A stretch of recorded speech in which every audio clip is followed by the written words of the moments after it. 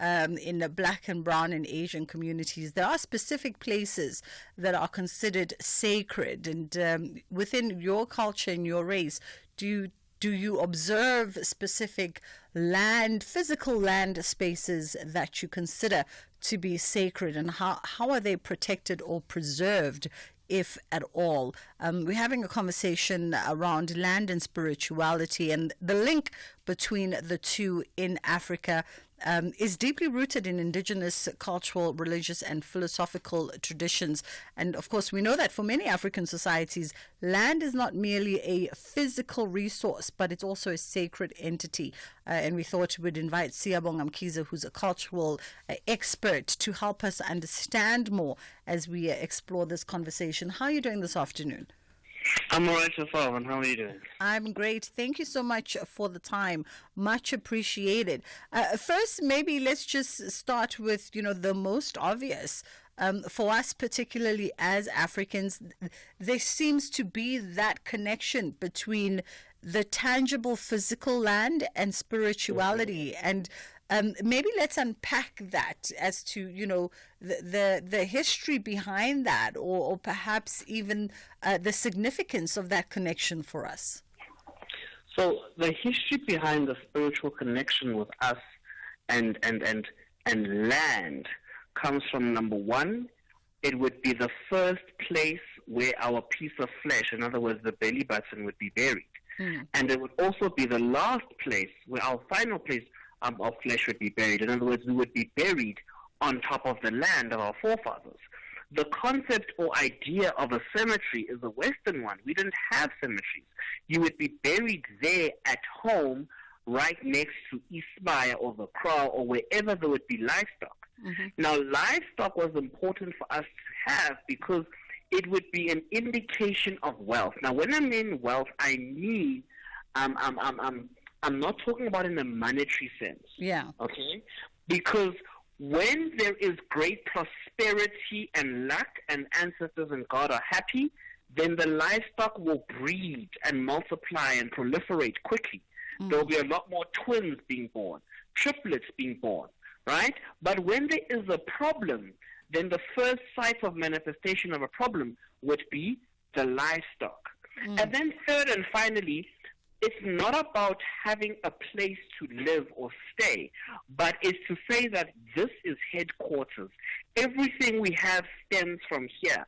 If you have a place where you are going to exit when you get married as a woman, and you have a place where you are going to bring women into the family, were you a man, and your first residence or place or your first property that you have on your own, okay, is an extension of this place, right?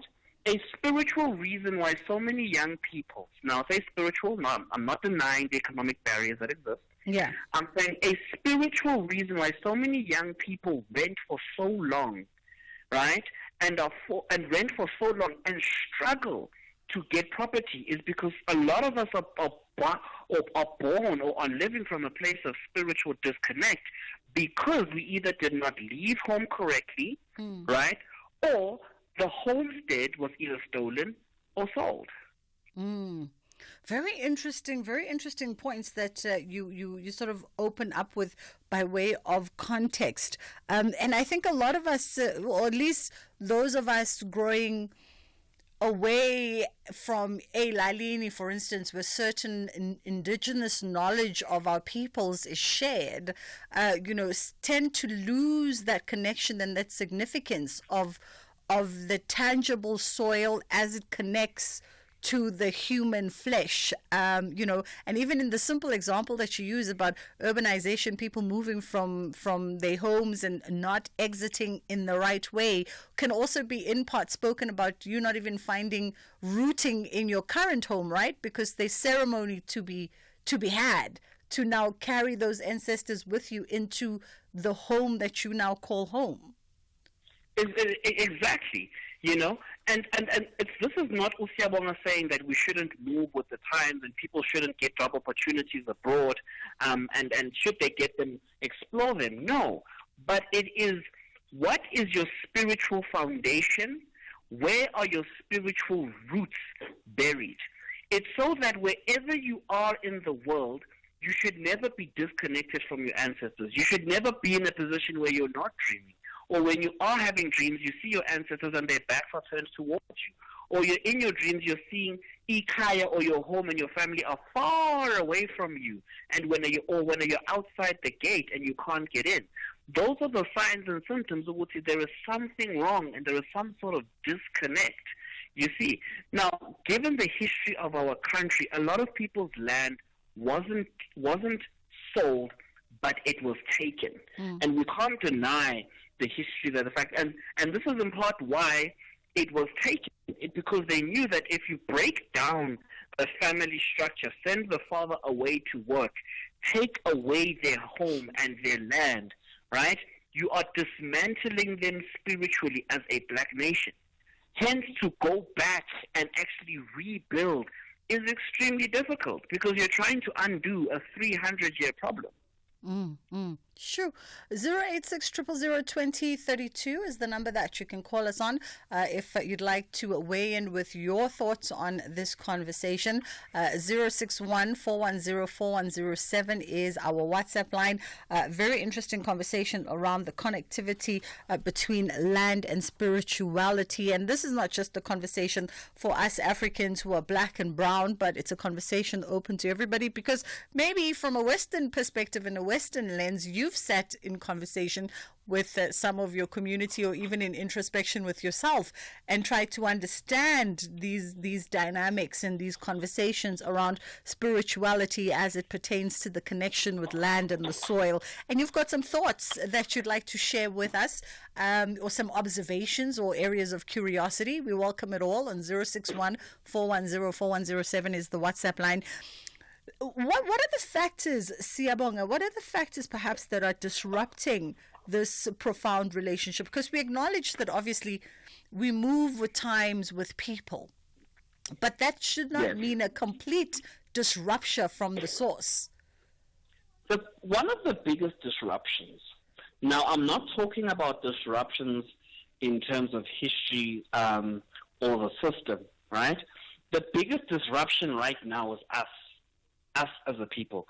We fundamentally don't understand the spiritual purpose of the homestead. What usually will happen is that there'll be one uncle who's maybe the first or last born, okay, of Ugogo Nomkhulu, who has been bestowed as the custodian, not the owner. There's a big difference between custodianship and ownership. Who has been bestowed as the custodian of Ikaya to make sure ukuthi umuzi and the home remains intact and remains in the family. Now, because they distort custodianship and ownership, they then take it upon themselves to decide who can and cannot have access to the homestead based on their own discretion. Right?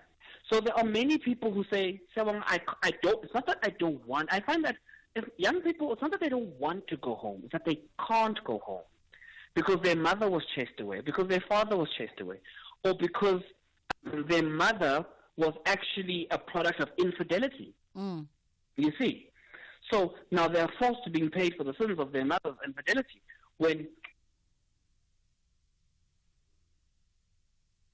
Oh, we just disconnected from Siyabonga. For some reason, technology let us down. But we're going to try and call him back for this conversation.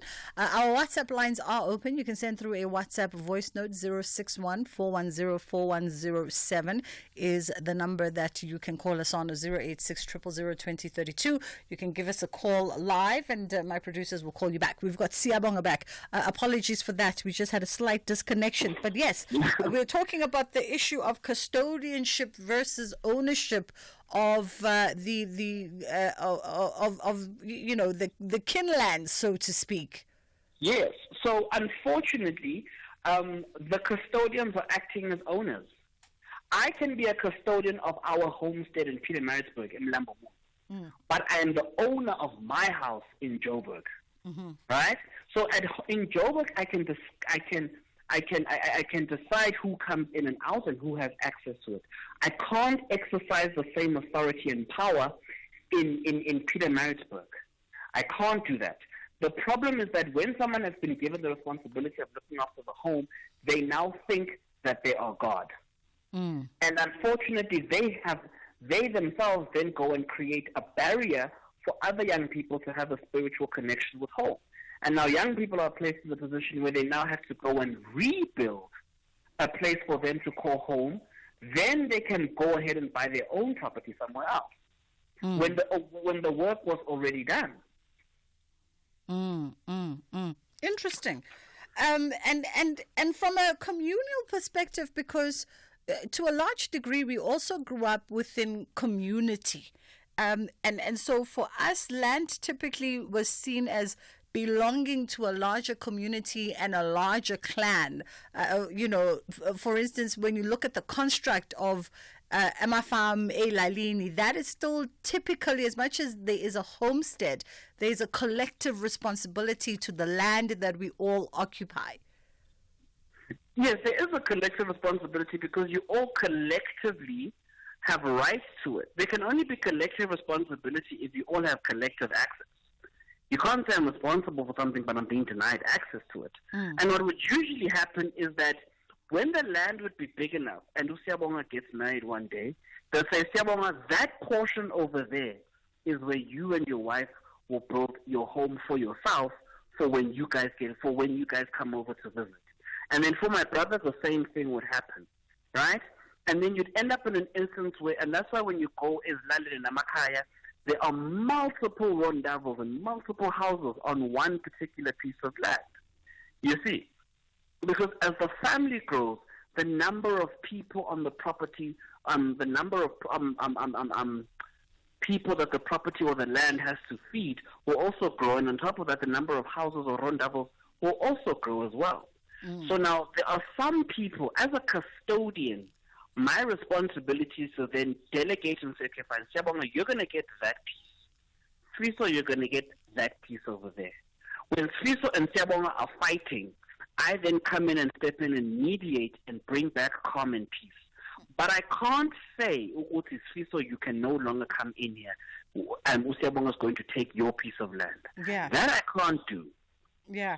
I want us to hold it there for a second as we take the headline news. We'll come back on the other side of this and jump into your calls.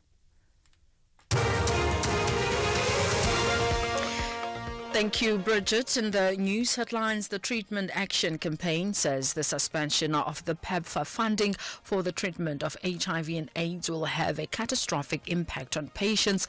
This says the Trump administration has now put funding for NGOs in South Africa on hold. South African soldiers deployed on a peacekeeping mission to the DRC are under-resourced. 13 SANDF soldiers have been killed in clashes against Rwandan-backed M23 rebels and the army. And a court in Australia has found 14 members of a religious sect guilty of killing an 8-year-old diabetic girl by denying her insulin. A full update follows at the top of the hour. You're listening to Bridget Masinga on SAFM. Do you feel a sense of connection with the land around you, whether it be the land in which you were born, wherever you call Ekaya, Elalini, Emakaya, or perhaps do you feel a sense of disconnection as life has moved on and it's evolved and we've become more urbanized and you've moved away from the homestead and the land of your people, what would be considered originally the land of your people, and you feel less of a connection to the tangible land, the soil that your feet stand on, and of course land in its sort of metaphorical construct, right? The traditions, the places, the customs that come with having been grown and reared in a particular place. 061-410-4107 is our WhatsApp line, and 086-000-2032 is the number that you can call us on. We are in conversation with Siyabonga Mkhize, who is a cultural expert around exactly that, the connection between spirituality and land, and the links that have us rooted together, specifically from an indigenous, cultural, religious, and of course philosophical perspective. We've got Anonymous joining us in Joburg. Anonymous, how are you? I'm better than you. I'm good, thank you. So you want to comment on the umbilical cord? Yes, I wanted to comment on this. That what happens? Maybe Sia can enlighten a bit, because my umbilical cord was buried on my mother's side, my grandmother's, in other words, and the place is not there anymore. They were moved, mass move, and then there's my father's side, my grandfather's side, and then my father built his house away from that, even the province. So all these is different provinces, all these three. Now, I'm in my mind, I'm attached to, I'm feeling my father's side, where my grandfather was buried, that homestead. And I also love my grandmother's side, where my umbilical was buried here. So now, my question is, how do I handle this?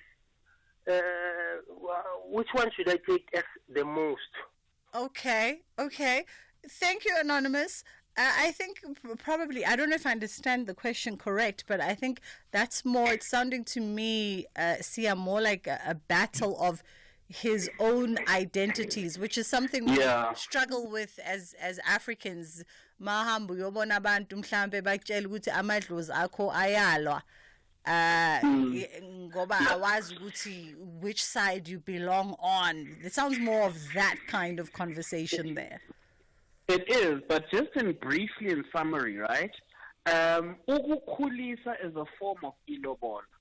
Okay? So if abantu bathi uyabangwa, okay, abakakhabo baba bayakufuna, one of two instances have happened. Either number one, you were raised by someone on your father's side of the family, but you're using your mother's side. In other words, so they have a claim over you. Or number two, most of the time in the men's cases, you are born out of wedlock. So right? You are spiritually connected and you belong to your mother's side of the family. But in other words, the ancestral spirit that is reincarnated through you is from your father's side of the family. So that's where those kind of clashes will be. You see? So we also mustn't forget that they are going to see this side of the family. That's what you're going to get. But it is then up to you to give them context and give them history. You know what? Baba, when they got married, my mother took me away from my father, and I never got to see my father's side of the family. Because your mother denied your father's side access to you. You see? So sometimes that feeling or that desire is coming from that. So whatever you are seeing when you go to a healer and they say, this bone means that, or this reading means that, or you then need to give them context in terms of history. Because what is the reading and the history must correlate, and that's how you get a good reading, in my opinion, or a good or an accurate diagnosis. Yeah. So I hope that helps him. I hope so too. Let's go to Michael in PE. Michael, you're going to steer us back on course, and you say land is spiritual. Tell us more. Land is highly spiritual. The land that our ancestors come from, if I can put it that way, they are rooted in the land. Their being is in sync with the land. And so when you're removed from the land, your whole energy it becomes distorted and wrong. And this is one of the reasons why, as Africans that has been dispossessed of land, there are certain things that happens in terms of low economic development and so on and so forth. And you might just think it's just the world, but it's because our link spiritually is broken because our ancestral land, we've been removed from it. I just wanted to share that. Wonderful. Thank you so much, Michael. And you make perfect sense to me. Because, Siyabong, I think what Michael speaks to is the centrality of land to the identity of African communities, right? And that losing that access to that central land can actually be a spiritual and cultural crisis for a lot of us, whether you're conscious of it or not conscious of it. No, it definitely is a loss. And this isn't a black thing or a white thing. I know that we're speaking isiZulu and Tswana and Xhosa, but white people also believe in the sentimentality of land. Yeah. Because my understanding is there was a big land claim over Hilton College, over the land in which Hilton College is built on. Yeah. Right? And there is a reason why they fight so hard to keep it. You see? So when it comes to the issue of land, it's got nothing to do with the color of the skin. It's got nothing to do. We all, to some degree, understand that there is a spiritual attachment when it comes to land. That's why there are certain places where they tell you, no, you can't renovate this building. You can't build over this building. You can't demolish this building because why? It's a site of historical significance. History, umlando, is what umsamo is. So when they say you can't demolish this house or you can't demolish this building, it is because the history is tied to the spirituality of this country or this province. There's a spiritual significance behind it remaining as it is. You see. So even constitutionally, the spirituality of land is recognized. Yeah, absolutely. Let's go. And I think that case, between the Hilton College and those claimants of that portion of that land is still very much, the labor tenants from KwaZulu-Natal is still very much in courts at the moment. At last recall, it was headed to the Constitutional Court to sort of discourse over that issue. Let's go to WhatsApp quickly and hear what's on your mind. Good day, SAFM and SAFM listeners. I am Anonymous from the Eastern Cape. I want to just touch base with spirituality and land. What I can share to the listeners out there is that when I go into my garden, I grow crops. When I go into my garden and I tilt the soil, I remove the weed, I feel a certain connection with the land. And that connection goes a long way. Even when we are burying one of ours, we say umhlabe ekuhlabeni uthuthu ethuthwini. So to me, it's as if I'm directly in contact, in touch with my old people, and that translates and touches base with my crops. It's as if the crops are listening to my inner feelings, and everything flourishes. Likewise, if I'm having a bad day, it will definitely reflect on the same crop, the same way I'm talking about. So to me, land plays a very significant role personally, and this is my personal experience I can share. Thank you. Thank you so much. And a wonderful note for us to wrap it up on. They tell me that my next guest is ready, but just a quick final thought from you, Siyabonga, and maybe even touching on just the modernity of life right now, right? And those modern challenges that often disrupt us from the spiritual connection with our land. I think we're all trying to balance modernity as well as keeping our spiritual identity intact. And I think as young people, just take it easy on yourself, right? You're doing the best that you can. And any kind of effort is better than no effort at all. So if you can, again, take the time to go back home. That is better than doing nothing at all. Absolutely. We appreciate your time this afternoon ever so greatly. That was a cultural expert, Siyabonga Mkhize, coming through for this conversation. Let's take a quick pause and then we'll come back on the other side and we'll catch up with Dr. Barnabas. Compliments for 2025, Mangani. Call me Mabel Goals because I'm coming for it all this year. Body, relationship, and financial goals. With my Just Invest account, financially I'm cruising. 2 more to go. You know any available Prince Charming voice, man? I've got you, Mabel. Sorry. Mara, you can also be like Mabel and earn up to 8.25% in interest to start the year right. Open yours via the Money app today. See money differently. Nedbank. We're a licensed FSP and registered credit provider. Promo rates apply. Go to nedbank.co.za for more information. The Toffees are well aware that only maximum points will help them out of the bottom half. Lewin, great feat, brilliant, absolutely superbly done. Calvert-Lewin for Everton. Meanwhile, the Foxes believe they are in dire need of victory to run away from trouble. It's Jordan Ayew, back to goal. Jordan Ayew has scored for Leicester City, and those Leicester fans are celebrating wildly. This is the Premier League. Experience the superb contest. Everton FC versus Leicester City FC on Saturday 1 February at 4:30 p.m. live on SABC3.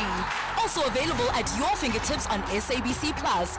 Proudly brought to you by SABC Sport. For the love of the game.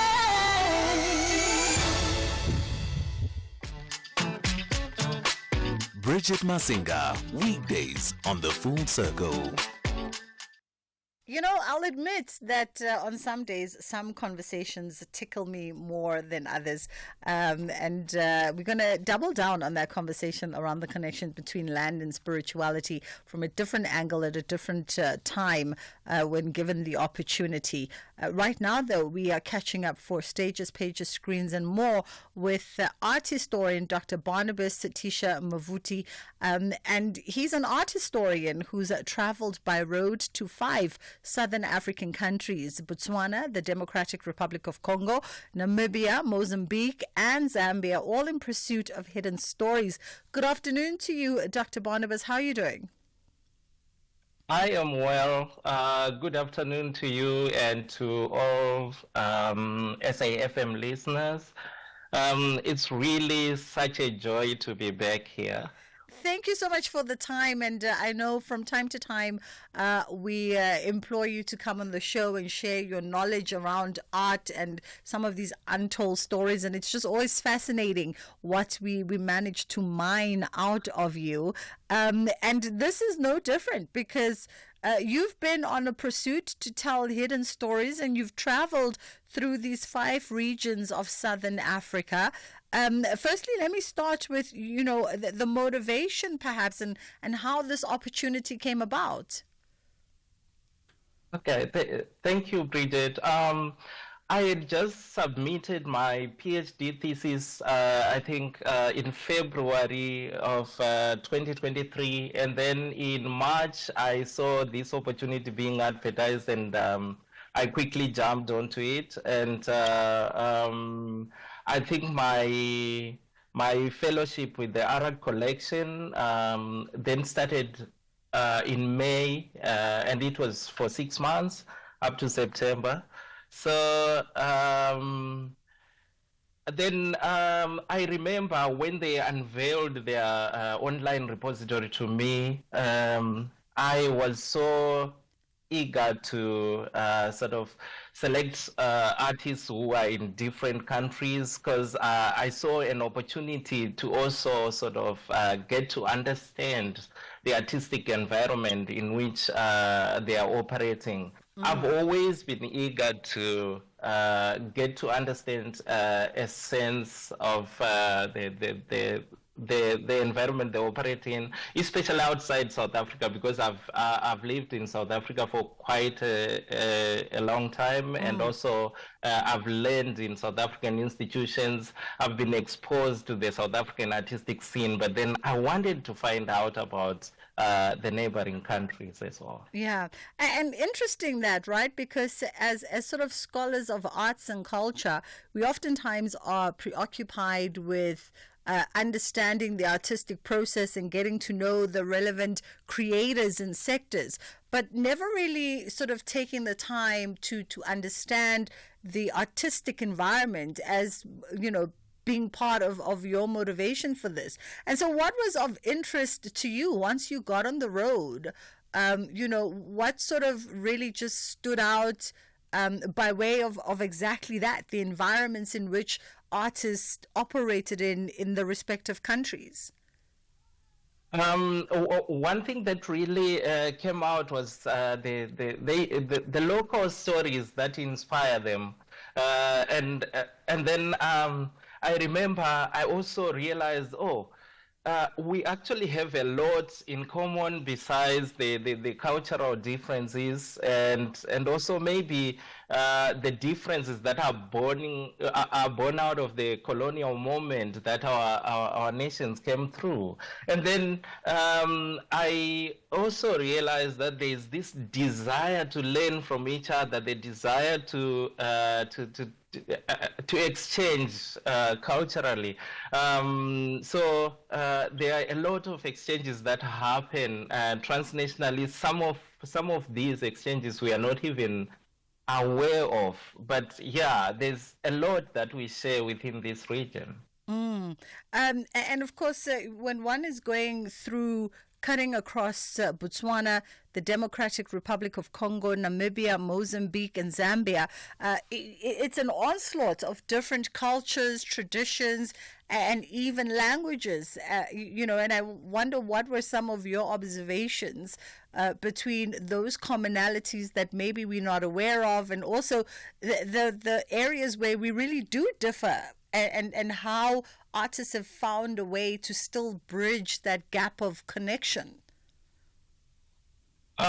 One thing I really found out is whenever I would get there, people would actually be fascinated to say, okay, you're an art historian and you write about art, so a person gets to travel while doing this. That was really fascinating to a lot of people. Then when I was meeting the artists now, I realized that they are familiar with the South African art scene, but then they are also not familiar with the scenes in other countries. This is due maybe to lack of writings, lack of maybe infrastructure, and also institutions or institutions that take out work from these countries. And then it was fascinating to then see that artists like, maybe I'll give you an example of Victor Mutale from Zambia. He is not that well known in the region, and then also in Zambia, people were like, is he still operating? We lastly heard about him a few years ago, but then I realized he was actually inspired by the stories of the first peoples of Southern Africa, especially their rock paintings, even though they are not that much available in Zambia, especially in the northern parts where he stays. He came to Livingstone in near Victoria Falls, and then of course was involved in a symposium that was happening there, and then he learned about the Khoisan paintings and so on, and that alone started to influence his artistic practice. And then we have an artist like Tebelwe Toko from Botswana, very well known in South Africa because he was at the University of Cape Town and he has exhibited with South African galleries. But then you realize that he went into searching for maybe the stories of creation within Botswana, simply because he had been influenced by that moment in 2015 of the Roads Must Fall, where he then asked himself, why don't we tell our local stories maybe through art as well? And he had that desire to say, okay, how can we decolonize the artistic scene in Botswana? How can I tell, or how can I revisit these stories that have always been told as though Botswana is a creation of maybe the white colonizers who sort of were in charge at some point. So there is that desire to revisit those stories, and also like that transnational exchange that happens. And then you take an artist like Rudolf Seibab from Namibia. He attended the Batapata workshop in Harare sometime in the 1990s. And then there, I remember him telling me something very interesting. He said, I saw a woman who was sculpting in stone, something that I had never seen happening and so on in Namibia. And that influenced him to come back and try to experiment besides the painting that he had been doing and the drawings that he had been doing. He started sculpting as well as part of his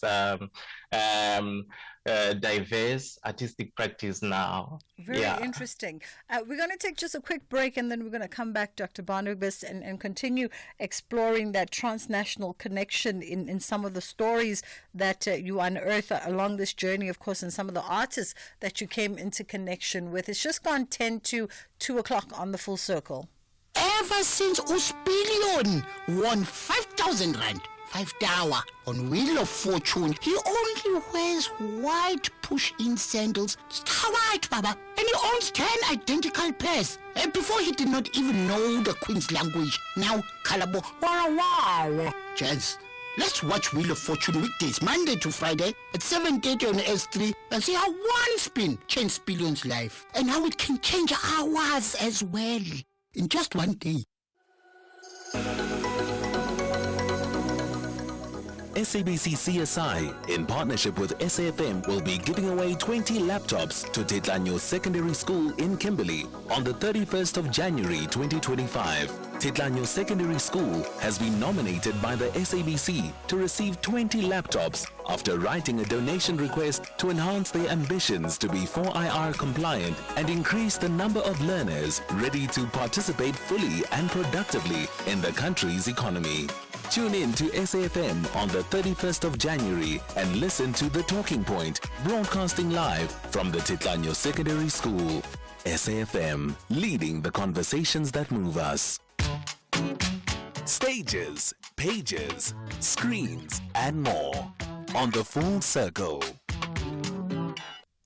I think a lot of times when we encounter art, we often forget that when we actually say that it is a medium in all of its variations, it is a medium that connects people, that connects nations and cultures together. We actually forget just how real that is until you are in conversation with Dr. Barnabas Tisha Mavuti, who's an art historian, on the back of his journey across 5 different Southern African territories, in search of those hidden stories. He's coming to us this afternoon, currently based in Texas, as we chart and reflect back on what must have been an incredible journey by road, and deliberately so he chose to embark on this by road in order to be able to interact and meet with various people at various places, and really just have conversations with people in environments that were natural to them.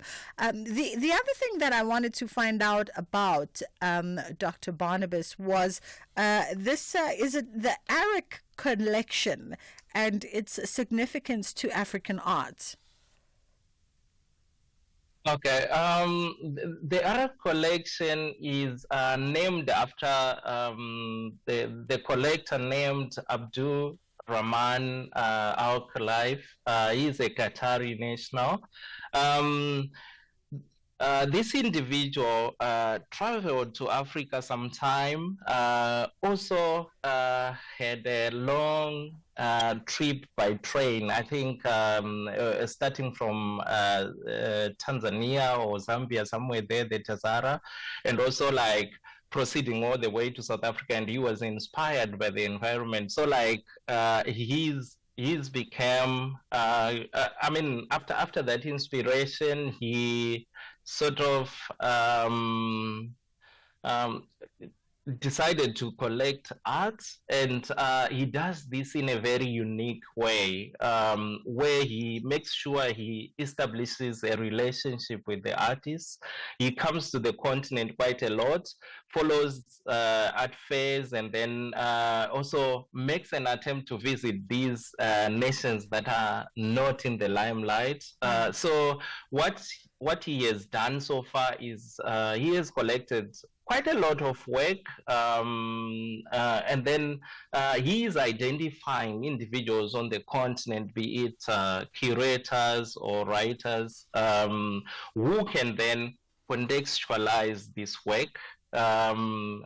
He is also sort of offering an opportunity to publish these projects that people are carrying out, like end up in publications, or if they are curatorial projects, they will be exhibited or shown at some art fairs in future. Yeah. So he has been very intentional in his collecting, and also in working with the cultural workers on the continent, and is very different from, say, the traditional collectors from the West that we were so used to. So he collects art from, I would say, the term they use, like sub-Saharan Africa, which is basically, maybe I would say, Africa south of the Maghreb, south of the Arab world. Yeah.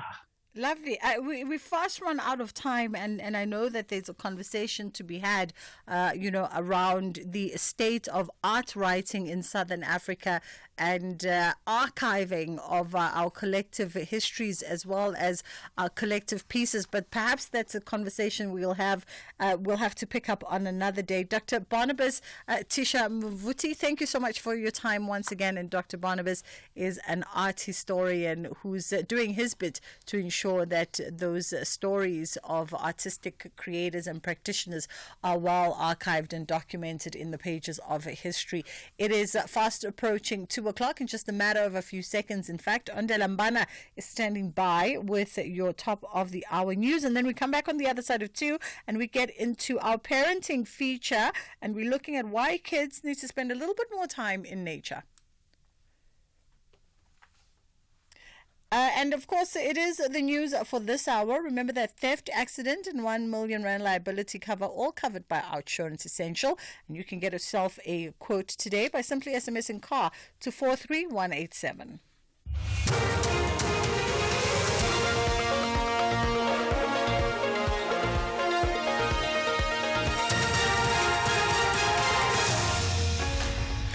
Thank you, Bridget. Top stories at 2. Ramaphosa speaks on the repatriation of SANDF soldiers, and deadline looms for late applications, grade 1 and 8.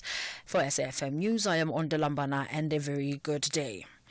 President Cyril Ramaphosa says the process to repatriate the remains of SANDF soldiers killed in the DRC recently is underway. 13 SANDF soldiers have been killed in clashes against M23 rebels. Ramaphosa says all necessary support is being provided to the families of the deceased and injured soldiers. He has expressed condolences to their families and their colleagues.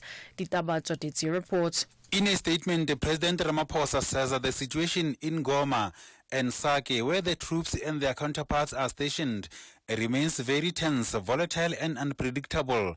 Ramaphosa says Defense Minister Inji Mutsecha, SANDF Chief and SAMI DRC Force Commander are working to ensure that the forces remain well equipped and sufficiently supported during this mission. The Treatment Action Campaign says the suspension of the PEPFAR funding for the treatment of HIV and AIDS will have a catastrophic impact on patients. This as Trump administration has now put funding for NGOs in South Africa on hold. The immediate cessation of PEPFAR funding has resulted in the sudden suspension of critical health support services at NGOs across the nation.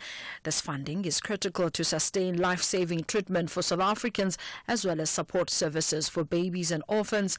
The TAC's Mark Haywood says HIV and AIDS patients in South Africa are going to be severely affected. It will have a very serious impact, and it's not so much the impact on NGOs, but it's the impact on people living with HIV and patients, because most of the PEPFAR funding goes to research institutes that employ doctors who are seconded to work in public sector clinics around the country to provide services to vulnerable groups such as people from the LGBTQI community, and to provide directly to provide medicines. So the impact is really on the front line.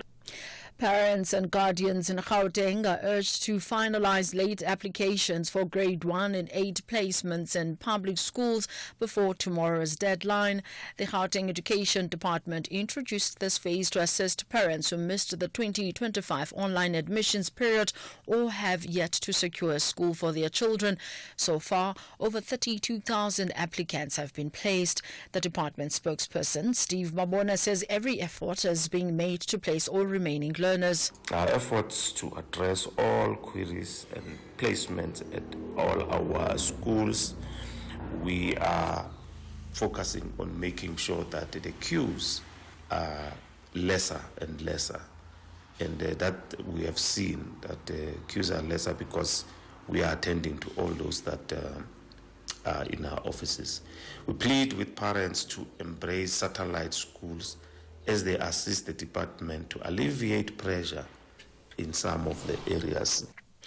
A court in Australia has found 14 members of a religious sect guilty of killing an 8-year-old diabetic girl by denying her insulin.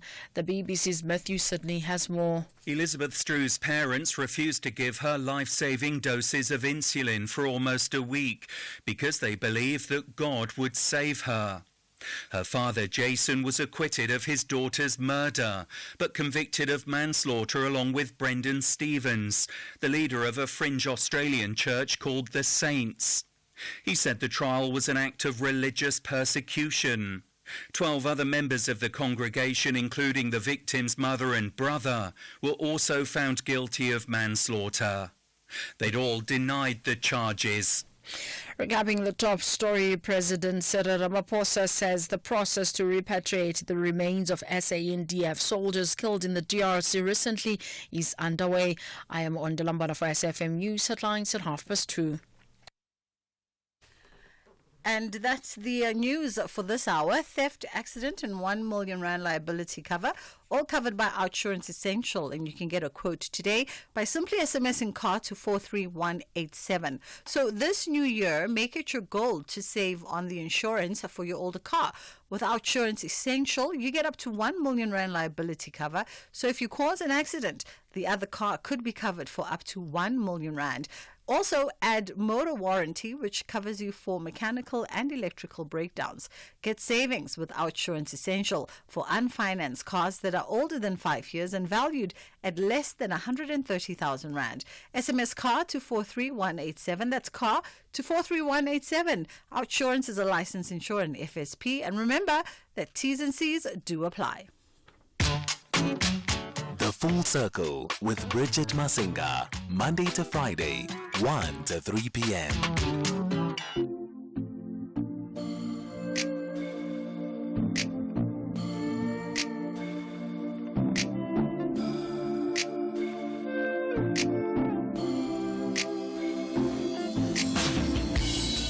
Asamile Asamugu siphazamisa angeke bakhone sabatanisa safele sabaphazamisa awasange bakhone uthando lwethu luvutha amalanga bi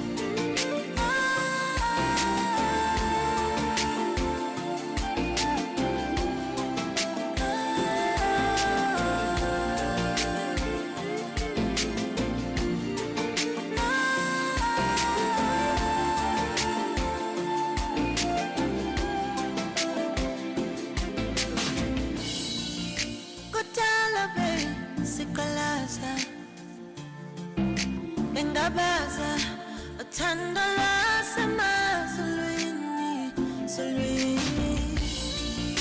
Kudala belulaza,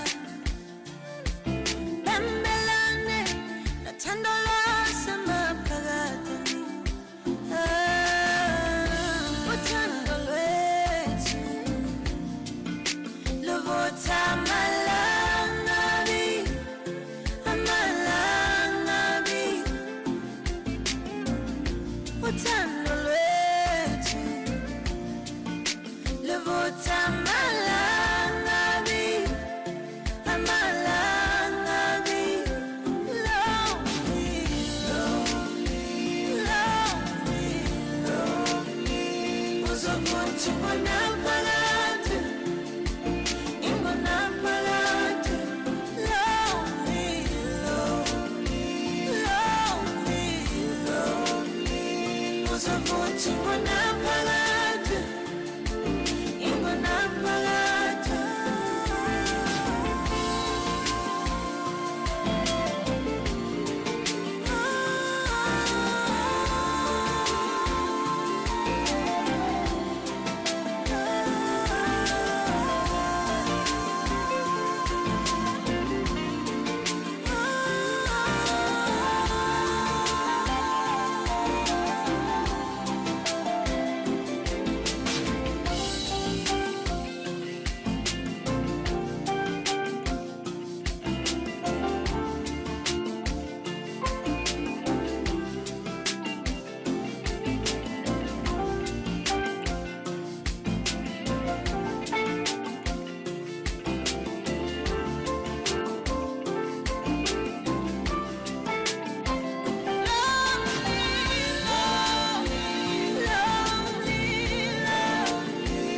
Uzovutha ingonaphakade, ingonaphakade. Lonely, lonely, lonely, lonely. Uzovutha ingonaphakade, ingonaphakade. Lonely, lonely, lonely, lonely. Oh, ingonaphakade. Lonely, lonely,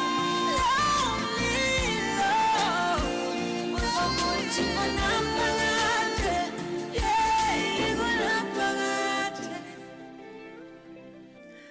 Naima K coming through featuring Kelly Kumalo. Umlilo is the name of this one, and it was released not too long ago, just back in 2021. Two really cool vocalists coming together to create a wonderful piece of music. It's just gone 2:10 on the Full Circle with myself, Bridget Masinga on SAFM. So we're shifting gears completely now, and we're having a different kind of conversation around wellness, but of a different kind. And we're catching up with Professor Johan Skuman, who's the head of the Department of Companion Animal Clinical Studies at the University of Pretoria. And we're looking at why going for a stroll with your dog is not only enriching for your pet, but also enriching for yourself. It's Walk Your Dog Month, and this is a month that's observed every year in January to highlight the importance of regular exercise and outdoor activities for one's dogs. However, walking your dog isn't just simply about getting them outside for a quick break, but it's also a powerful daily routine that offers a wide range of physical, mental, and emotional benefits. No doubt, I have a dog, Prof. Johan. I have a dog, probably the most demanding member of my little family with her little self. And we try to get out as often as possible. But I must admit, I don't do it as daily and as often as it should happen. How are you doing this afternoon? No, thank you very much. Doing very well. I like your song Lilo, which means fire, which was a wonderful piece that you played for me before this interview. Oh, wonderful. I love it. We love it when our palate cleansers tickle our guests. Wonderful stuff. Let's talk about, firstly, I don't know, I'm a dog owner. You know, I love my little Pomeranian. She's very cute. Bailey's very spoiled. I live to work for her. But I don't know that January was Walk Your Dog month. My camera operator just laughed at me. In his head, he's thinking, that is the whitest, bushiest thing you've ever said. But I didn't know, Prof. I didn't know that January was Walk Your Dog month. Yeah, no, I must say I also found out the other day when they asked me to write a piece on this. So, yeah, now we know it's Walking Your Dog month. But I must say, if you have a Pomeranian, you're probably better off just carrying the dog. Much easier. Not beneficial for her, though. Not beneficial for her. So we know that walking our dogs is important, of course. But let's talk about why it's so much more than just a daily routine to get them out there and get them excitable about a different environment. Well, it's because walking provides a lot of mental stimulation for these companions of ours, and you're introducing them to new smells and sights and sounds. So it's very beneficial to their socialization, and obviously it's also very good for us when we get exercise and we get outside, we meet other people potentially. And you would never know if you walk with a dog, it's sometimes a very good conversational lubricant, and people just start talking to you whilst they, talk about the dog. Prof, you sound like you got a few single friends. And you know that the dog comes in handy for that as well. I mean, and these are really good benefits, right? Because I think dog owners, we see the difference when your dogs have gone out, when your dog has gone out on a regular versus the days, for instance, when your dog is confined because it's been raining endlessly and they can't go out. You actually see the difference in their behavior and in their emotions.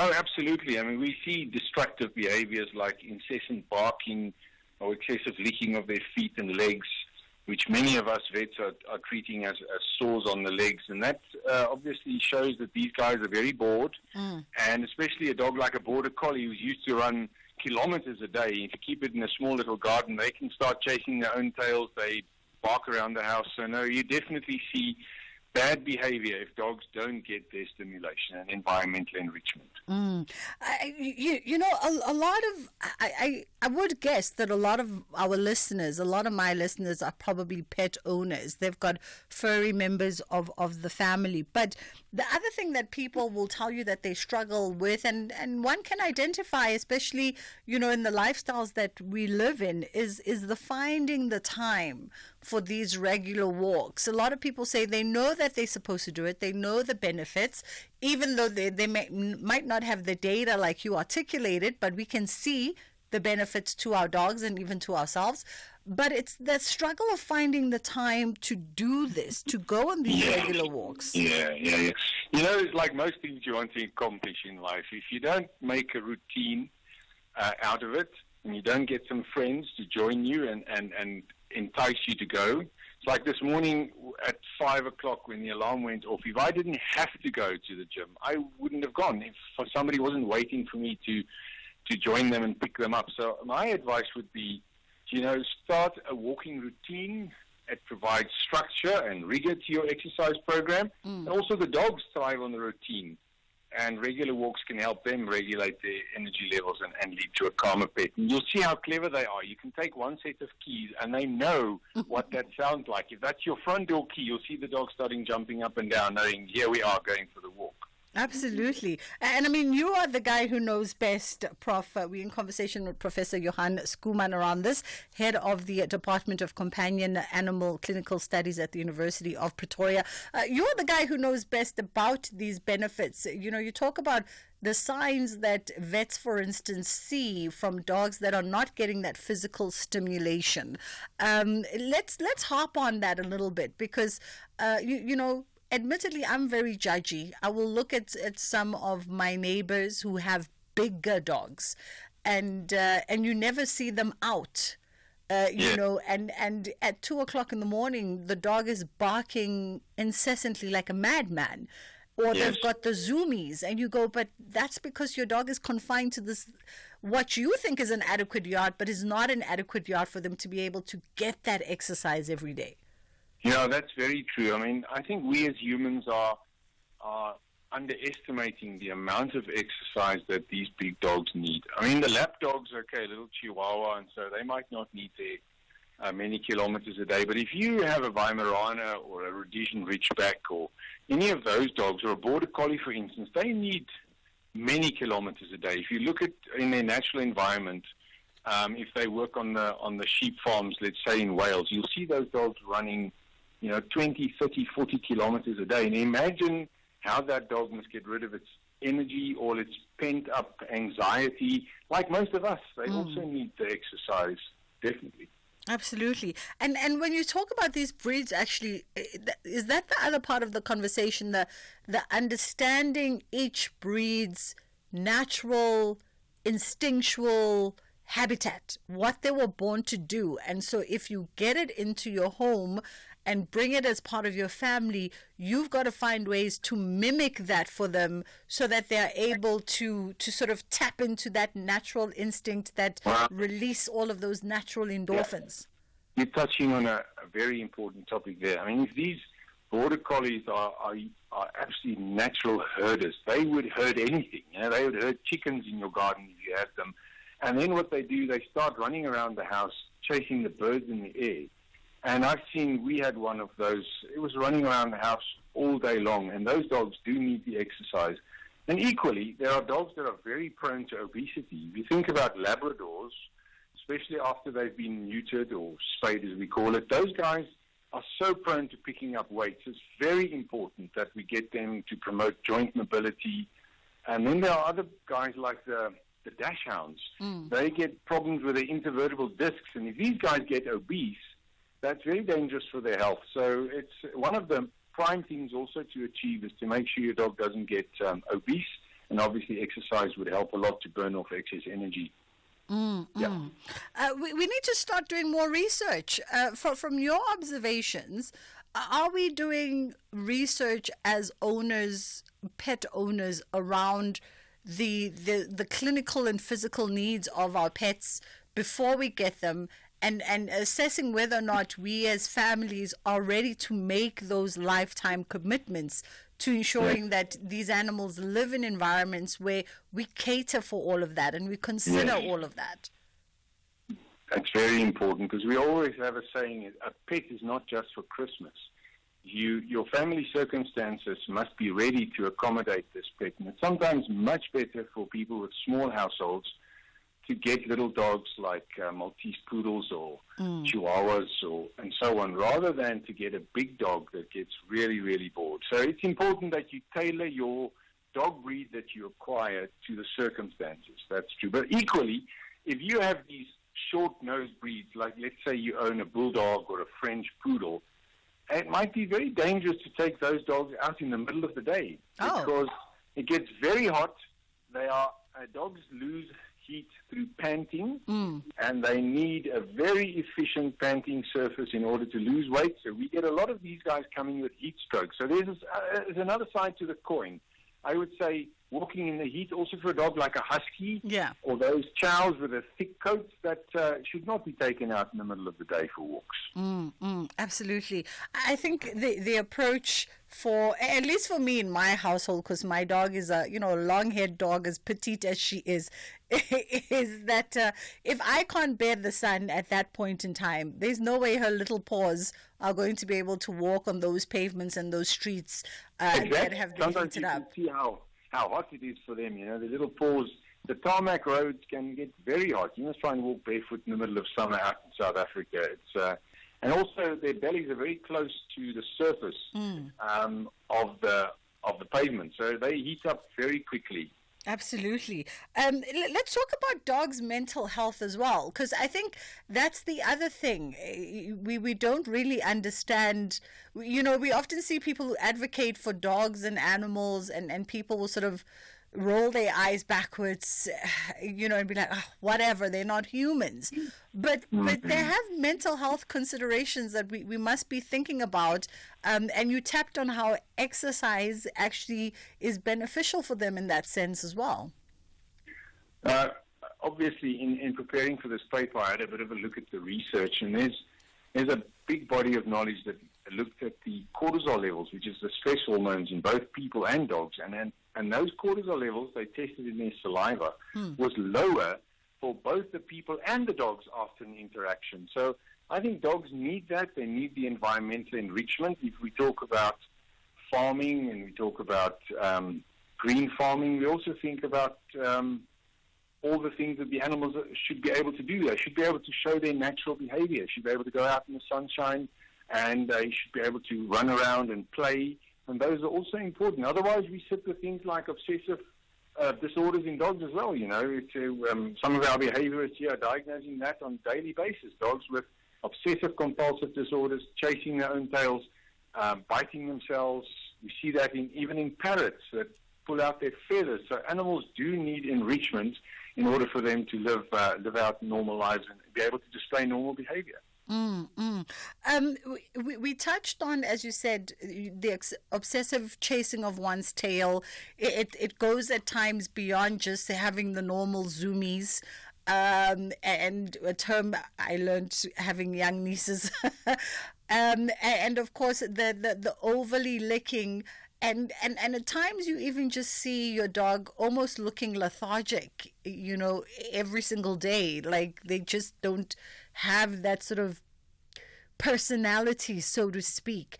Are there other signs that folks should be on the lookout for, especially folks who are listening to this conversation and deep down inside they know that they're a little bit guilty of not carving out the necessary time to get their dogs out there, get them walking, get them having fresh air, get them stimulated?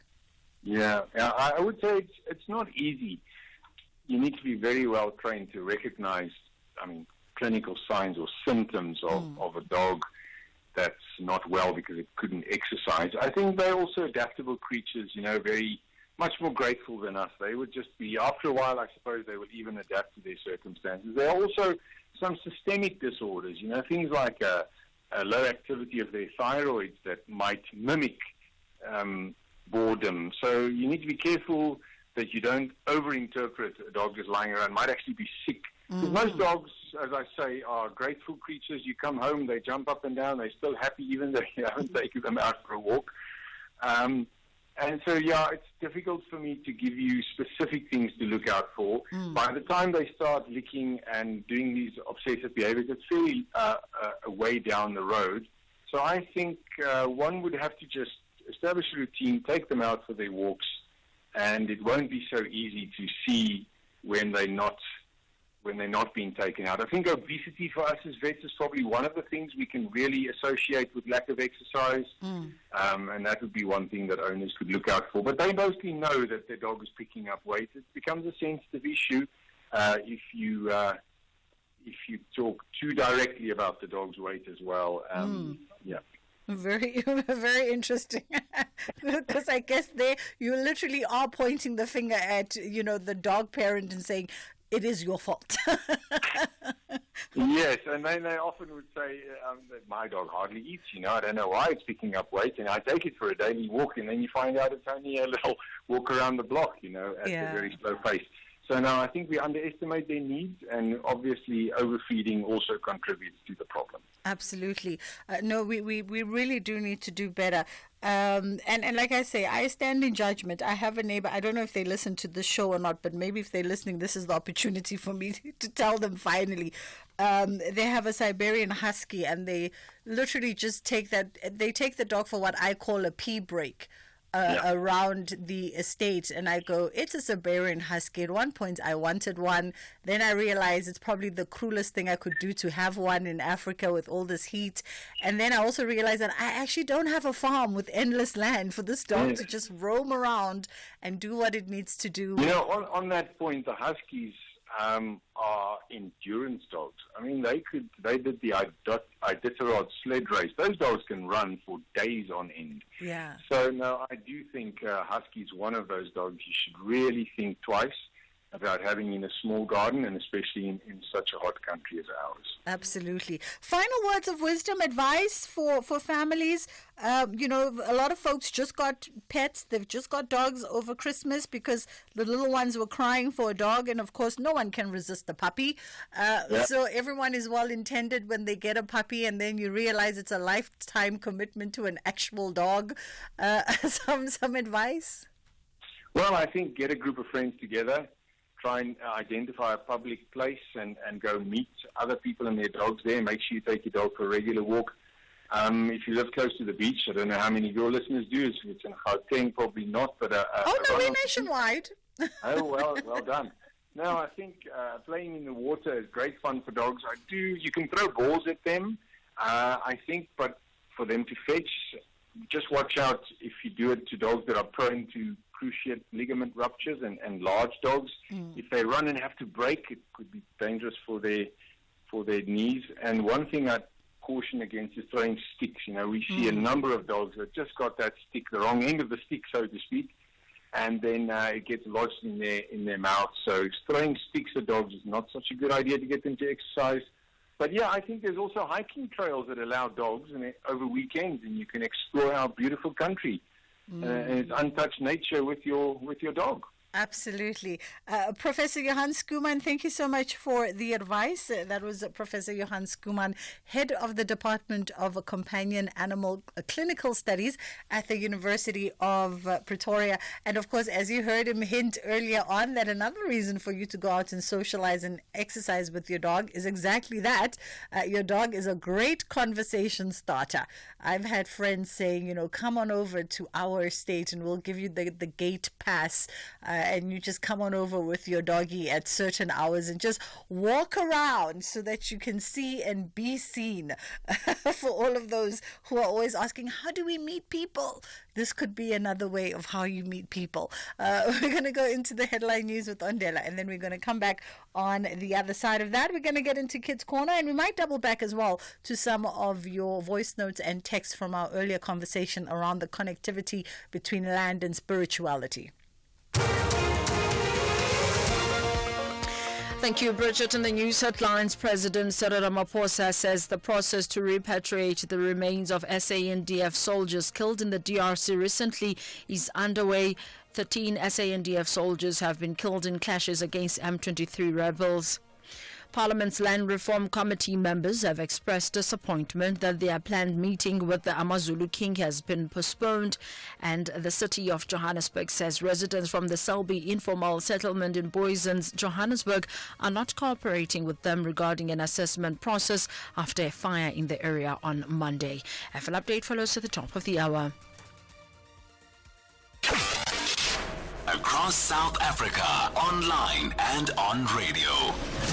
SAFM, let's talk. This program is brought to you by SABC Education. Enriching minds, enriching lives.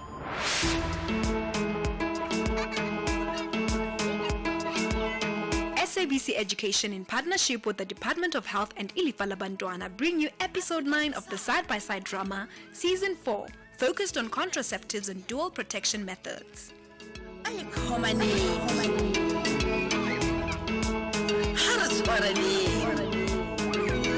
Say and say, side by side.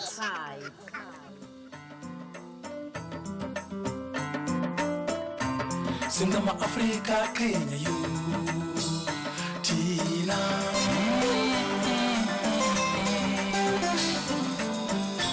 Singama Africa, Kenya, you, Tina.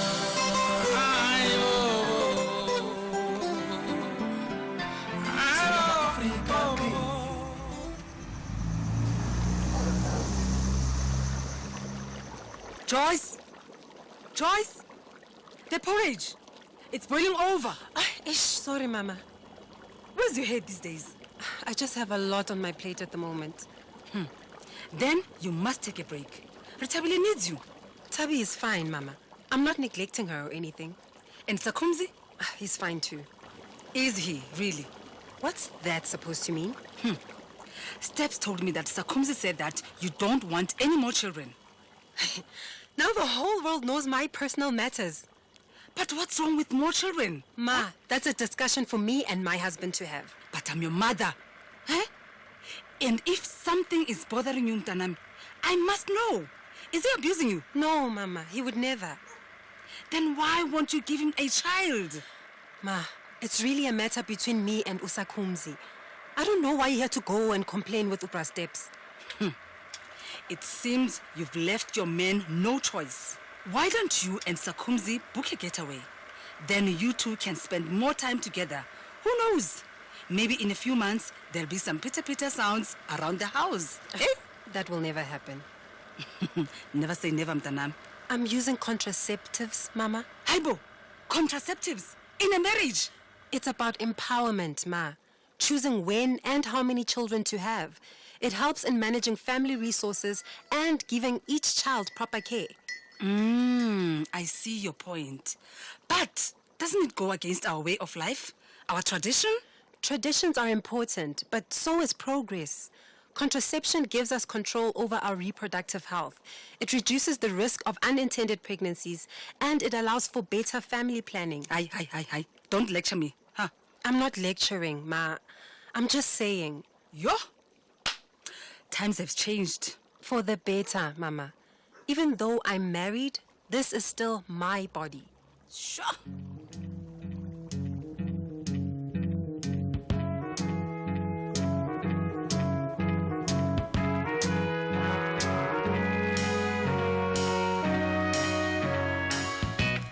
Where it began, I can't begin to know it.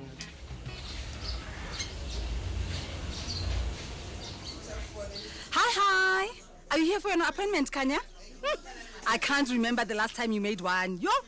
No, I'm just here to drop off Lorato's scarf. Thanks, girl. No problem, May. Did you get to go and have your picnic? I haven't had a chance yet. Kanya, are you coping? With what? You've been quiet lately. How are you really doing? Why don't you just sit down and I'll give you a little makeover, Kanya? It's fine. I don't have money on me. It's on the house, girl. And no offense, but that hair of yours, it's in a crisis. Thanks for the offer, but Kanya, you have to. You have to make time for yourself. Self-care, Nyana, it's important. How? B, self-care feels like a luxury I can't afford. There's just no time. But Kanya, it's necessary. Even a few minutes a day. It can make a difference. Take a walk, read a book, anything that gives you just a break so you can breathe. Maybe you're right. I don't want to fail Amanda. Kanya, does she need you right now? No, she's at crèche right now. Are you working today? No, I have the morning off. Come sit down. Let Mama B take care of you. Okay, B. Now, let me see. What are we going to do with this hair of yours? Yo.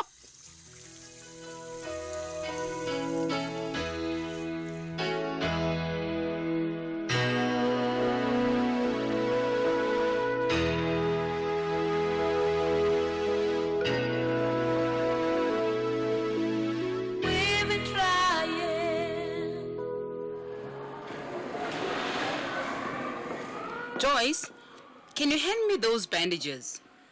Here you go. No, the bandages. Oh, sorry, please. You seem distracted. I had a clash with my mom about contraception. For who? For me. Contraceptives are about giving you birth control. They empower you to make decisions about your body and the future. That's just it. My mother and Sakumzi, they don't see it my way. They think I'm being selfish, but I really enjoy my work and caring for the community. Well, it's a tough situation, but it's your right to choose when to have children. It's about balance, understanding, and respecting each other's views in a relationship. But why does it feel like I'm forced to choose between my career and a child? Why aren't men forced to make this decision? It's not fair. I hear you, Joyce. I really hear you.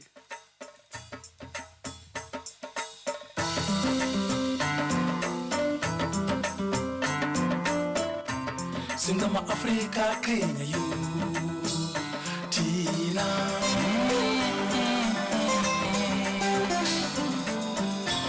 singama-Afrika kenya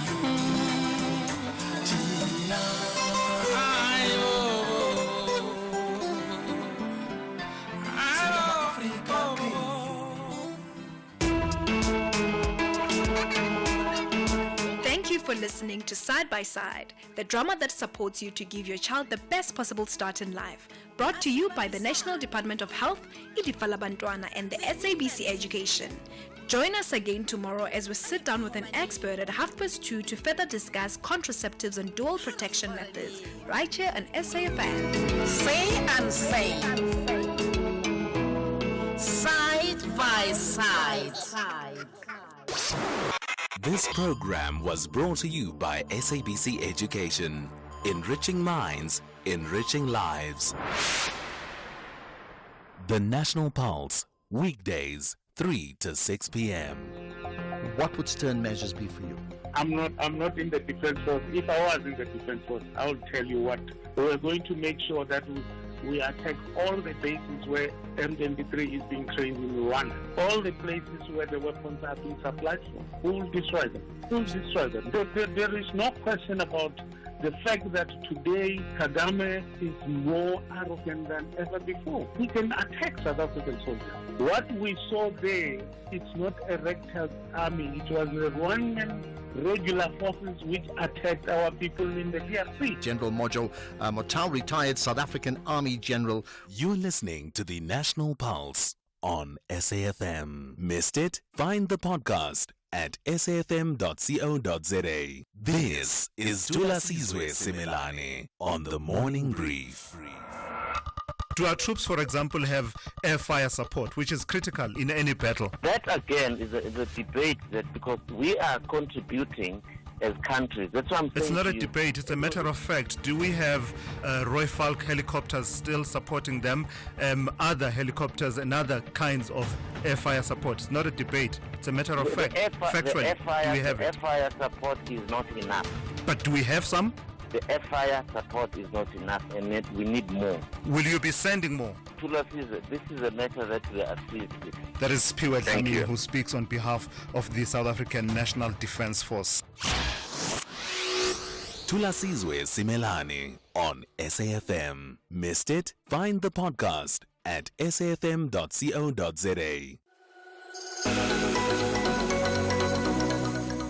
SABC CSI, in partnership with SAFM, will be giving away 20 laptops to Tetlanyo Secondary School in Kimberley on the 31st of January 2025. Tetlanyo Secondary School has been nominated by the SABC to receive 20 laptops after writing a donation request to enhance their ambitions to be 4IR compliant and increase the number of learners ready to participate fully and productively in the country's economy. Tune in to SAFM on the 31st of January and listen to The Talking Point, broadcasting live from the Tetlanyo Secondary School. SAFM, leading the conversations that move us. You are listening to The Full Circle.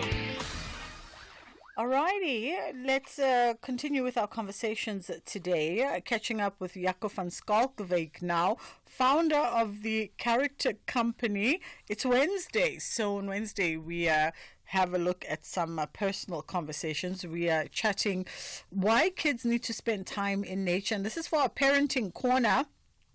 We're having this conversation, and we know that in Western philosophy, for instance, the concept of the healing power of nature dates back to the father of medicine. Is it Hippocrates? I always struggle with the Greek names.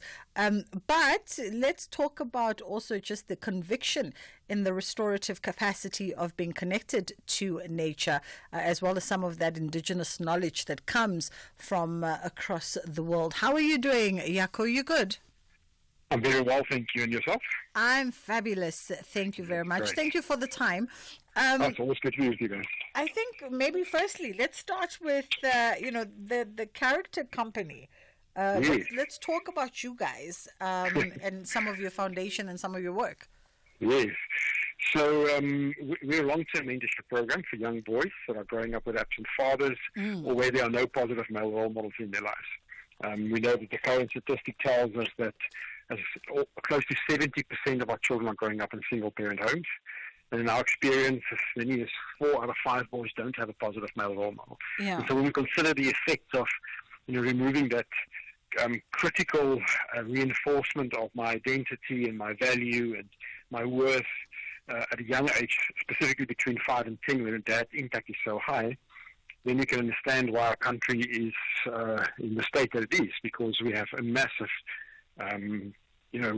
issue with fatherlessness.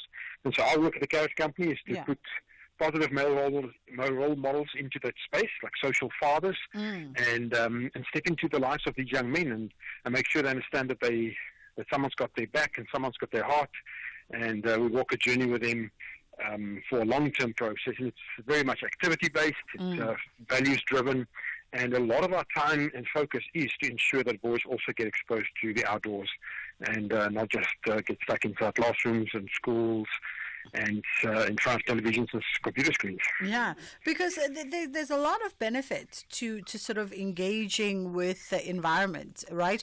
We allude to, obviously, reflections on indigenous knowledge. We allude to connectivity to nature itself. But it's so much more than just that, especially if you're taking young boys and male figures and sort of putting them in these spaces.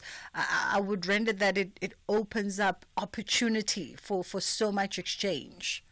No, definitely. I think there's a lot of information available around the fact that we're missing this from a very young age. The way that boys, even from an early childhood development space, grade 1, you take a boy and chuck him in a classroom and force him to sit down and concentrate on learning how to read the numbers and stuff like that, at an age where he just want to be an adventurer and explorer. And when he's then busy, we are, labeling him as having an attention deficit, and we want to medicate and make him quiet. And so, you start with that process. And then we have a society where we feel it's too dangerous to our kids to go outside, so we put them inside the house and give them access to the internet, which is a lot more dangerous than the outdoors.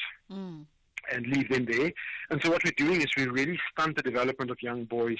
And we just think, that pulls through into behavioral issues. It pulls through the way that they are performing a lot less or a lot worse academically, not because they're not academically strong. It's just because they're just not interested. They lose interest a lot faster.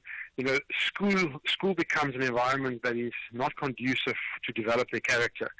And so, for us, it's like you put boys outside in the outdoors, and no instructions needed. It's like boys just get out there and things happen, and we see that, and we see, especially with the young boys, how it's like it's a scary environment almost from the beginning, and it's like, oh my word, what am I doing here? And then suddenly you just realize you don't need to give instructions. It's like boys just get out there and they do stuff.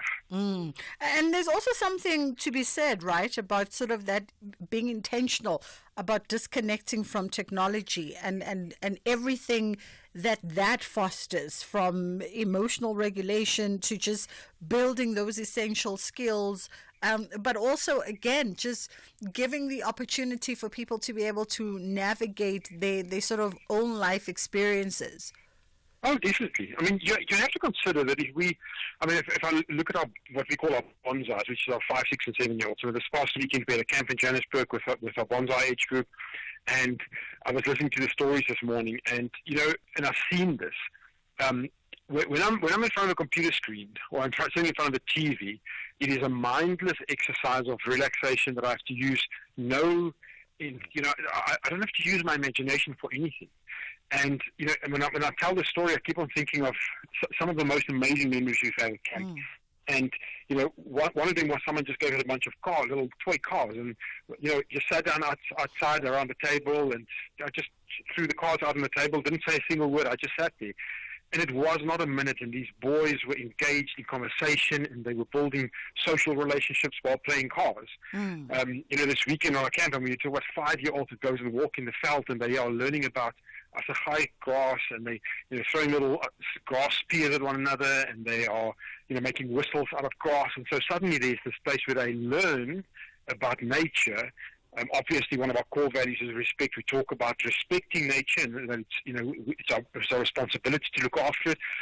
But they're having fun, and there's this whole thing that there's an app for it well, there's no app for this. I mean, it's like, this is just pure joy, and boys build imagination. That's where that comes from. We get to dream, we get to experience stuff, we get to see that I'm capable of things. And of course, sunlight and fresh air and, all of those things that are very, very good for my mental health, speaking to those things. And so, I mean, it's hard to imagine that we're missing this because it's so fundamentally easy to understand. It's so simple, really, that if we just change this and we engage boys in that space and we engage older, us older boys in that space with them, it's where some of the most remarkable conversations and relationships are built. Absolutely. And I mean, the schools of psychology are in agreement on this, right? On the benefits of being outside, of being in tune and in touch with nature, and how it can profoundly impact one's emotional and psychological being. Oh, definitely. I mean, and the thing is, this speaks into the whole issue of men's mental health again. Some of the basic fundamentals of mental health is to get sunshine on your skin, some fresh air, wind through your hair, do something that's a bit hard, experience something that you didn't know you could do before, and do it in an environment that's not necessarily competition. So, one of the things that we do when we talk about mental health is what is the stuff that you do to fill up your tank? So typically when I'm in that space, like, I start taking part in sports activities. It's like I suddenly start becoming part of I start racing and running and stuff like that. And that's great. I get some of that out there, but it's still a very competitive environment. And it's like we're almost missing the fact that we don't need more for that. What we need more of is just a space where I can just go and cycle. I can just go and walk. I can just build relationships while talking and learn something about myself. It doesn't have to be a space that is also combined with a competition element. And so when we're at camp and you see this stuff, some of the most fun profound times have been when we just go on a hike and you just walk with the boys and you just listen to the conversation, you pick up and you start engaging with them and just build that. If you look at the education system right now, it's like we've taken away so much of the free play time. So even at our camps and the afternoon activities, everything is not structured down to the second, on a program. Yeah. We have certain activities, we've got something we want to achieve, but there's free play time, and in that free play that we just allow boys just, to explore that stuff. It's the climbing the trees, it's the, looking for frogs in the streams, it's, building tree houses, whatever it is. It's just that imagination stuff that they get to do, which right now they are completely removed from. There's such an unfamiliar space. And then we wonder why boys growing up depressed. We wonder why the leading cause of death right now for boys between 18 and 25, I think, is suicide. We wonder why everyone is just constantly just walking around trying to just survive and not living. And it's because we've removed living out of the space. It's just about, doing better, making more money, performing better. There's nothing of that. Let's just go and play. Let's just have some fun. Yeah, absolutely. And like we're saying, there's something to be said about, about sort of creating these kinds of opportunities and what it sort of fosters within the development of young boys and the relationships that they get to have with the male mentors who are part of your program. And as you're talking, and I'm reflecting that a lot of private schools, a lot of private boys' schools have this as part of their heritage. They carve out that 2 weeks to go out into the wilderness, the boys with their mentors, sometimes the boys by themselves.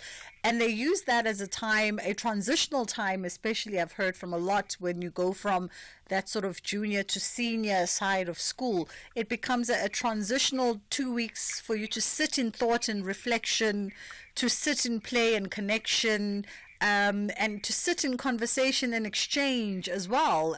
And when you talk to these soon-to-be young men in grade 11, grade 12 who've gone through these process, often speak about the benefits of having gone through this journey and how they've so looked forward to being a part of this journey and everything that comes with it. And you can really just see how much of a change that 2 weeks makes to a young man's thinking. And how he moves and he navigates with the world because he spent that 2 weeks in the wilderness in isolation with himself and male figures and male role models. Oh, definitely. I think that the challenge we have is that we are doing this in isolated blocks, and what it should be is it should be more of a lifestyle and not just an experience, because that's what they talk about. For them, it's this amazing thing because there's something that they connect with, something deep inside them. We don't get taught how to spend time with ourselves. We don't get taught how to have time of reflection. How do we operate in that spaces on our own?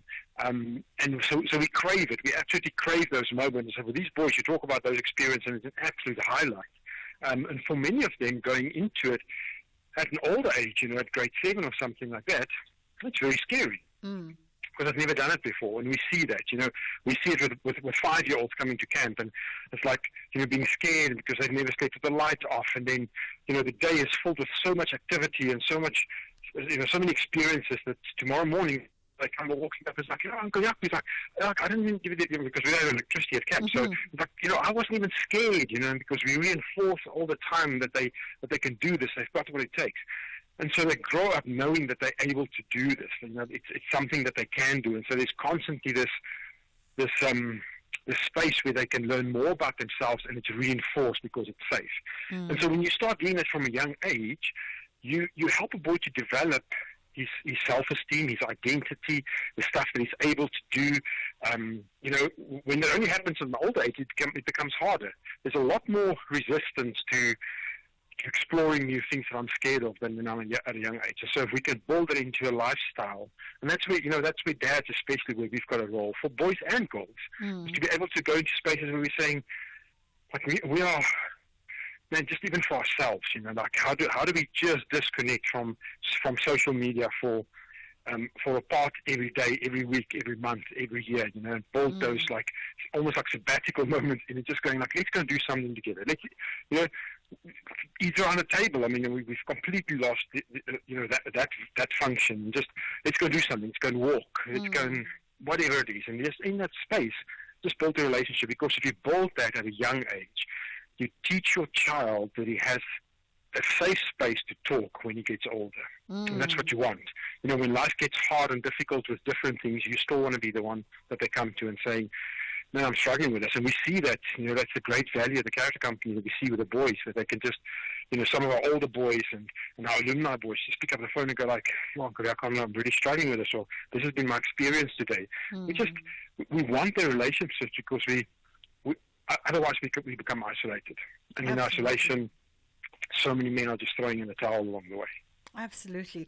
You really do some impactful work through the character company. And just as we wrap it up, I know that, oftentimes when we speak to great organizations, NGOs and NPOs, we always give a moment for you to also just use this time maybe as a rallying call for folks to support you in whatever way that they can. So let us know the resources that you guys need going into 2025 so that you can continue reaching into the hearts of many more boys than you already have. Yeah, thank you. I think I always say in this space, it's like, the question is not should I get involved, it's where am I getting involved. And the Garage Company offers a place where I can make a intentional, tangible difference. I know that when I'm investing here, I can see how it works. I can see the changes. I can come and have a look at the changes. And so that's what we need. We need men that can step up and going, hey guys, like I want to be a mentor. I want to help. I want to take 5 boys under my wing, and I'm going to walk this journey with them. We need moms that are desperately in need of male mentors for their boys to sign up on the website and saying, look, listen, like, we are looking for help here. And we're looking for people with organizations where activities can be done. Like if you've got a bike park or a climbing gym or a tennis court or paddle court, whatever it is, reach out and go like, listen guys, we'll bring a group of boys here, once a week or twice a month, and we'll put a coach in them and we'll just show them something different. And then just people to go and like, maybe I can just sponsor a boy in the program. I can take part in a fundraiser, or I can suggest a fundraiser. We're running the 2 Oceans half marathon soon. People just sign up and saying, hey, listen, these guys are doing crazy stuff because they want to show boys that there are people out there that's prepared to do crazy things for them. So let's get behind it. So follow us on social media. All the information is on our website. But check out, and this is not just our problem. We're a small group of men that are out there just trying to do a huge thing for boys that are growing up with absent fathers. And so it's not just, we can't just do this on our own. We need South Africa to come alongside and going, if we want to change this, we can. Here's a recipe. Let's get alongside. Let's support this.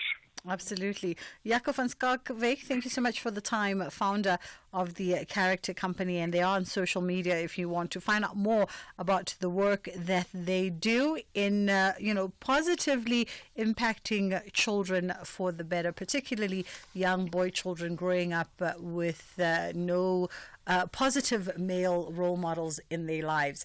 That is where we leave it. Let's just see. I want to just quickly, in the last minute or so, I see Oliver's here, so I think he's in for Ashraf this afternoon. I'm sure there's going to be lots that you want to pick up on the conversation, because there's been developments, obviously unfortunate developments in the DRC over the last couple of hours, with more deaths coming out of that conflict in that district. And of course, much of the conversation this afternoon and probably for the next weeks to come is around that decision by Donald Trump to roll back some of that aid funding in the U.S. We know that it was part of his executive orders about a week ago, when they called for all foreign aid to be reevaluated in order for them to ensure that it complies with their new foreign policy priorities. So there's been a lot of organizations and stakeholders who are working the ground that have been negatively impacted by this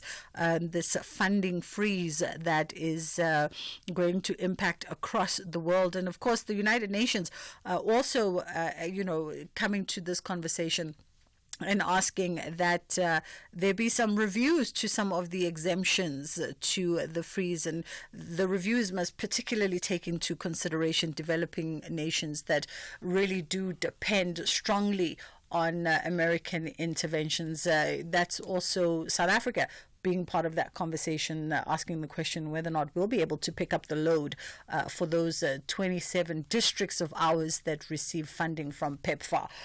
From myself and my team, we thank you so much for choosing to be in conversation with us. We appreciate it. You could have been anywhere and you chose to be here. Inshallah, God willing, we do it again. Outsurance has another random fact for you.